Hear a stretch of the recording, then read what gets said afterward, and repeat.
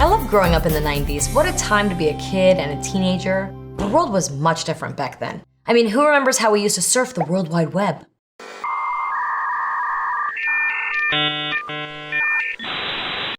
I can remember battling my family for the phone line when trying to dial up so I could message my friends online. Now look at us. We can do it all with our phones. Speaking of phones, the clear phones, landlines, the fact that we didn't all have our own phone is a bit crazy to think about. I mean, I miss those days. Now we have portal phones. Cell phones back then were the size of my head. What's my favorite part of the 90s?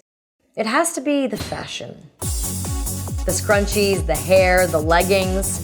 Today's trends are great, don't get me wrong. But man, look at those colors. And what were we thinking? Glad we've evolved. Speaking of evolving, cars from the 90s were so different. Some cars didn't even have power windows. I mean, how did we survive? Cars have so many better features than they used to. Safety features that can stop the car for you, voice-activated everything, and the cup holders. Do you know there is a car with 19 cup holders? Those are the features we were missing. These cars basically drive themselves. I mean, some do.